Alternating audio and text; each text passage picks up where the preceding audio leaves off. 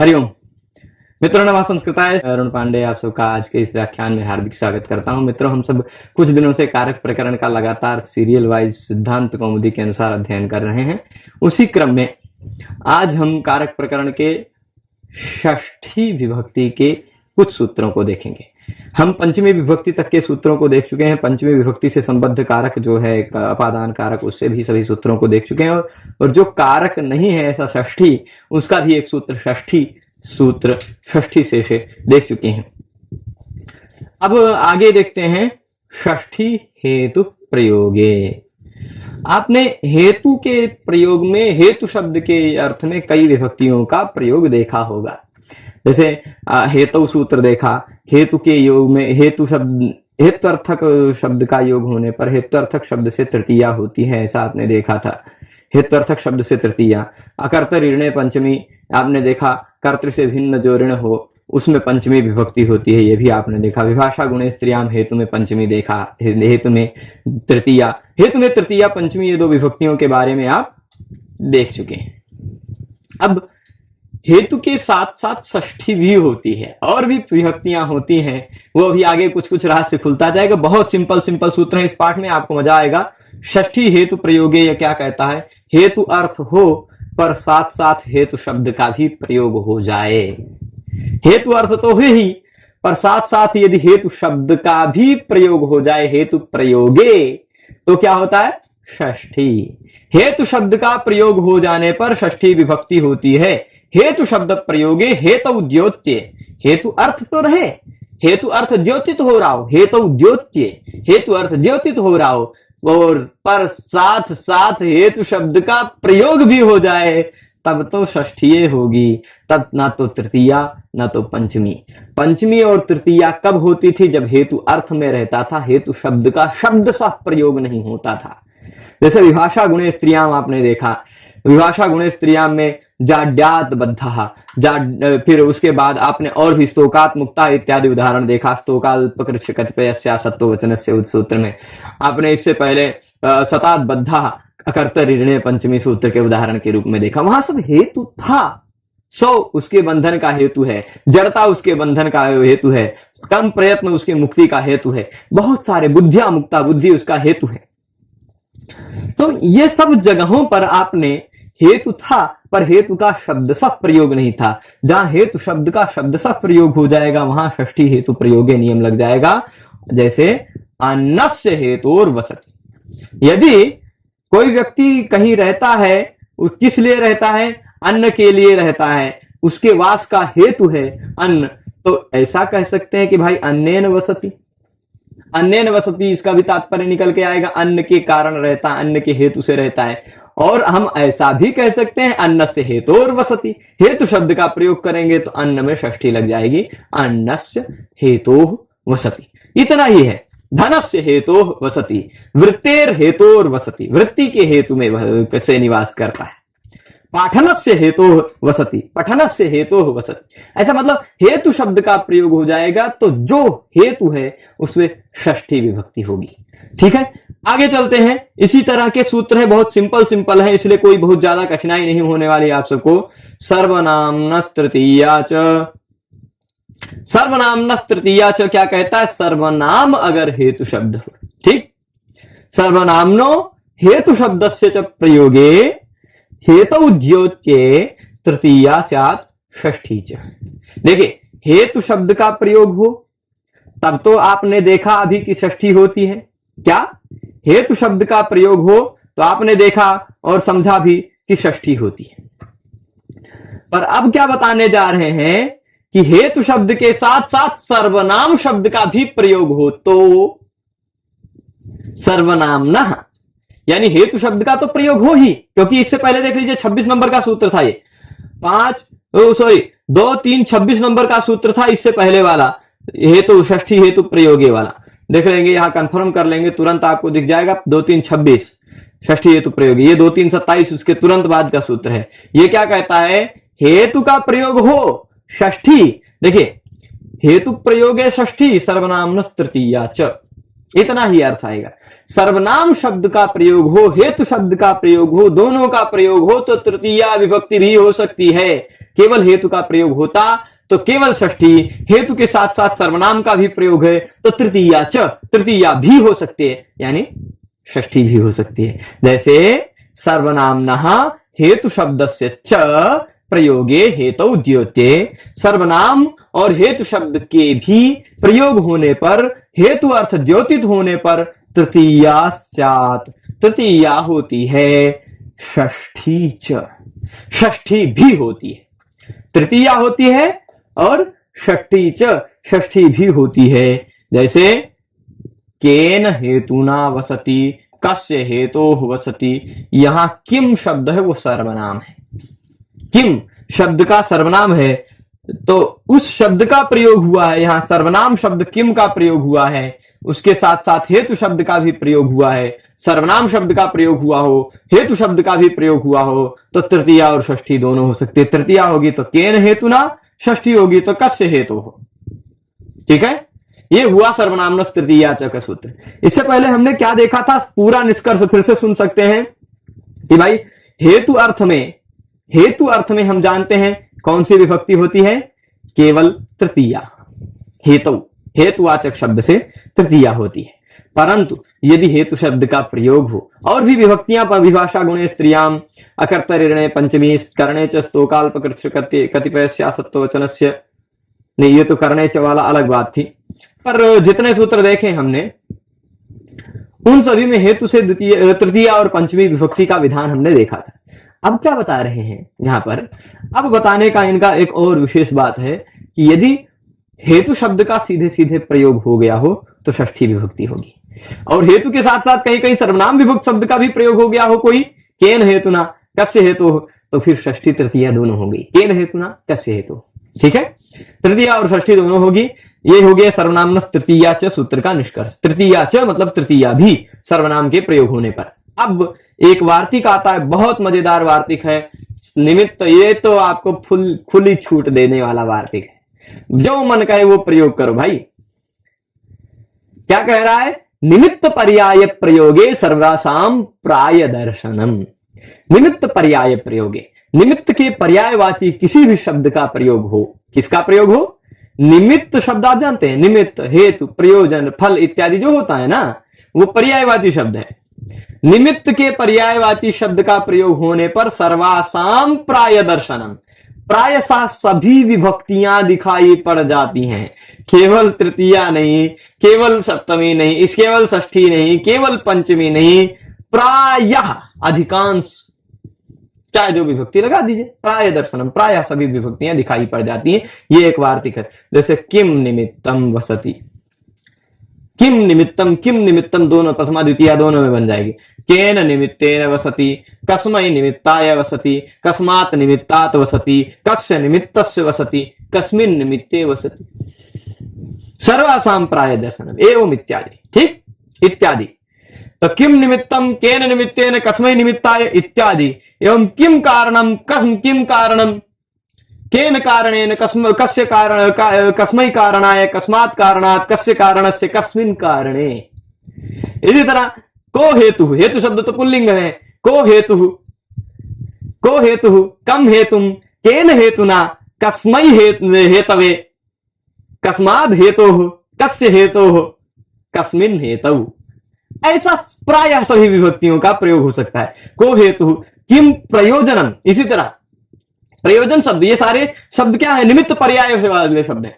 किम प्रयोजनम, द्वितीया में भी किम प्रयोजनम, तृतीया में केन प्रयोजनेन, चतुर्थी में कस्मै प्रयोजनाय, पंचमी में कस्मात् प्रयोजनात्, षष्ठी में कस्य प्रयोजनस्य, सप्तमी में कस्मिन् प्रयोजने। प्रायः सभी विभक्तियों का प्रयोग हो सकता है। ठीक है, ये बहुत खुली छूट देने वाला वार्तिक है। कहता है निमित्त जो शब्द है उसके पर्यायवाची किसी शब्द का प्रयोग होता है तो सर्वासाम प्राय दर्शनम, प्रायः सभी विभक्तियां दिखाई पड़ जाती हैं। कौन सी, प्रायः सभी विभक्तियां दिखाई पड़ जाती हैं। अब यहां प्रायः कह दिया, साफ साफ नहीं कह रहे, प्रायः कह दे रहे हैं कि प्रायः मतलब अधिकांश। कहीं भी प्रायः शब्द का प्रयोग होता है तो अधिकांश, अधिकांश मतलब कुछ अपवाद हो सकता है, मिल जाए कुछ अपवाद, 1-2% अपवाद मिल जाए, हो सकता है। तो ऐसे क्या कह रहे हैं, प्राय ग्रहणात् असर्वनाम्नः प्रथमा द्वितीये नस्तः। प्राय ग्रहण कर दिया गया है। पर यहां ध्यान दीजिएगा, निमित्त पर्याय के पर्याय प्रयोगे, निमित्त पर्याय प्रयोगे का तात्पर्य क्या है कि भाई, तो निमित्त पर्याय प्रयोगे का तात्पर्य क्या है, निमित्त पर्यायवाची शब्द का प्रयोग हो, उसके साथ साथ सर्वनाम का भी प्रयोग होना चाहिए, तब ठीक, तब ऐसा होगा, सभी विभक्तियों का प्रयोग होगा। जैसे किम, केन, कस्मई, ये सारी विभक्ति सभी सर्वनाम शब्द है ना प्रयोग। परंतु यदि कहीं असर्वनाम का प्रयोग हुआ है तो प्राय ग्रहण से यह पता चलता है कि असर्वनाम का प्रयोग यदि हुआ रहेगा तो प्रथमा और द्वितीया नहीं हो पाएगी। केवल ज्ञानेन निमित्तेन, ज्ञानाय निमित्ताय, ज्ञानात् निमित्तात्, ज्ञानस्य निमित्तस्य, ज्ञाने निमित्ते, ऐसा होगा। सर्वनाम का प्रयोग नहीं होगा, असर्वनाम का प्रयोग रहेगा तो प्रथमा द्वितीया नहीं हो पाएंगी। ज्ञानेन निमित्तेन हरिसेव्या, ज्ञानाय निमित्ताय हरिसेव्या इत्यादि। तो निमित्त पर्याय प्रयोगे सर्वासाम प्राय दर्शनम का तात्पर्य आप समझ गए होंगे कि निमित्त के पर्यायवाची किसी भी शब्द का प्रयोग हुआ हो, निमित्त, प्रयोजन, हेतु, कारण इत्यादि का प्रयोग हुआ हो तो आप प्राय सभी विभक्तियों का प्रयोग कर सकते हैं। पर उसके साथ साथ सर्वनाम का भी प्रयोग हुआ हो तो, जब सर्वनाम का प्रयोग नहीं हुआ रहेगा, असर्वनाम ना, ज्ञान कोई सर्वनाम नहीं है, सर्वनाम का प्रयोग नहीं हुआ रहेगा तो प्रथमा द्वितीय विभक्ति नहीं होगी, उसके सिवाय बाकी सब होंगी। प्रथमा द्वितीय नस्तः। ज्ञाने निमित्तेन, ज्ञानाय निमित्ताय, ज्ञानात् निमित्तात्, ज्ञानस्य निमित्तस्य, ज्ञाने निमित्ते, सभी विभक्तियां बाकी हो जाएंगी। ठीक है, इसके बाद अग्रिम सूत्र में चलते हैं हम। षष्ठ्यतसर्थ प्रत्ययेन, षष्ठ्यतसर्थ प्रत्ययेन, यह कहता है एक अतसुच प्रत्यय। कौन सा प्रत्यय है? अतसुच प्रत्यय है। उस अतसुच प्रत्यय का जो अर्थ है, देखिए कौन सा प्रत्यय है? अतसुच। उस अतसुच में से बचता है अतस, ठीक, जोड़ने पर बनता है दक्षिणतस, दक्षिणतः, वामतः, है ना, दामत, दक्षिणतः, वामतः, पूरतः, ये सारे अतस, वही अतसुच प्रत्यय बन के जुड़ के बने हुए शब्द हैं। अतस, अतसुच में से अतस बचता है, वही अतः, अतः जुड़ जाता है ना, दक्षिणतः, वामतः, पुरतः, पृष्ठतः, ये सारे हैं। ठीक, तो अतसुच प्रत्यय का दक्षिणतः मतलब दाहिने से, वामतः बाएं ओर से, पुरतः सामने की ओर से, यह जो अर्थ है ओर से ऐसा वाला जो अर्थ है, उस अतसुच प्रत्यय के अर्थ वाला और कोई दूसरा शब्द हुआ हो उसी तरह के अर्थ वाला, तो उसके प्रयोग होने पर षष्ठी विभक्ति होती है। यानी अतसुच प्रत्यय के योग में तो षष्ठी विभक्ति होती ही होती है। अतसुच प्रत्ययार्थ शब्द के योग में षष्ठी विभक्ति होती ही होती है, पर अतसुच प्रत्यय का अर्थ वाला कोई दूसरा प्रत्यय भी हुआ हो तो उसके योग में षष्ठी विभक्ति होती है। अतसर्थ प्रत्यय, अतस प्रत्यय नहीं कह रहा है, अतसुच अर्थ का कोई दूसरा प्रत्यय हो तो भी होगा, है ना। तो देखिए दिक् शब्द, अन्यारादितरर्थे दिक् शब्दांचुत्तर पदाजाहि युक्ते, ये सूत्र आपने कौमुदी में 595 नंबर पर पढ़ा था, ये भी लगभग 10-15 सूत्र पद है। उसमें दिक् शब्द का ग्रहण किया गया था। अन्यारादितरर्थे दिक् शब्दांचुत्तर पदाजाहि, दिक् शब्द का ग्रहण किया गया था, तो उसमें पंचमी हो रही थी, है ना।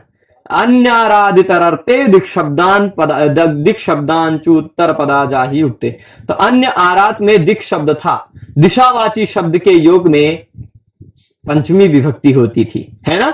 ऐसा क्या कहा था? दिक् शब्द से पंचमी विभक्ति हो रही थी, उसका यह अपवाद है। यह दक्षिणतः, वामतः, पुरतः, पूर्वतः, ये सारे जो शब्द होंगे दिशावाची शब्द तो रहेंगे, दाहिने और दक्षिण क्या है? दिशावाची शब्द रहेगा। तो जी, उसका ये सूत्र अपवाद है, बिल्कुल। उस सूत्र में जो, उस सूत्र का कुछ अंश में यह सूत्र अपवाद है, इस सूत्र का कुछ अंश में वह सूत्र अपवाद है। कुछ अंश में, जैसे अंचुत्तर पद वाले अंश में वो अपवाद हो जाएगा और दिक् शब्द के अंश में यह अपवाद हो जाएगा। ठीक है, तो वहां हमने समझाया था अंचुत्तर पद वाले प्रसंग पर षष्ठ्यतसर्थ प्रत्ययेन विधीयमानस्य अयम अपवादः। तो अब देखिएगा, यह जो दिशावाची शब्द के योग में पंचमी विभक्ति होती है, ऐसा अन्यारादितरर्थे दिक् शब्दांचुत्तर पदाजाहि युक्ते ने जो कहा था, उसी का यह अपवाद है। ये कहता है पंचमी नहीं षष्ठी होगी। अगर अतसुच प्रत्यय के अर्थ वाला कोई दूसरा प्रत्यय हुआ है तो, और सामान्यतः दिक् शब्द है तो पंचमी ही होगी। अतसुच प्रत्यय के अर्थ वाला है तो षष्ठी होगी, और उस अतसुच प्रत्यय के अर्थ वाले में भी अगर अंचुत्तर पद है तब तो पंचमी होगी, है ना। अब देखिए अपवाद का अपवाद मैं बता रहा हूं। दिशावाची शब्द होगा तो अन्यारादित अर्थे दिक् शब्दांच उत्तर पदा जाहि युक्ते से दिशावाची शब्द के योग में पंचमी विभक्ति होगी। परंतु उन दिशावाची शब्दों में भी यदि अतसुच प्रत्यय के अर्थ वाले किसी प्रत्यय से बनकर कोई शब्द बना हो, लगकर कोई शब्द बना हो, तो उसके योग में षष्ठी होगी, यानी पंचमी का अपवाद यह हो गया। अब अतसुच प्रत्यय के अर्थ वाले किसी प्रत्यय से लगकर जो शब्द बना है, उन शब्दों में कुछ अंचुत्तर पद भी हैं। अंचु जिसमें उत्तर पद आता है वो मैं अन्यारादित अर्थे सूत्र में समझा चुका हूं।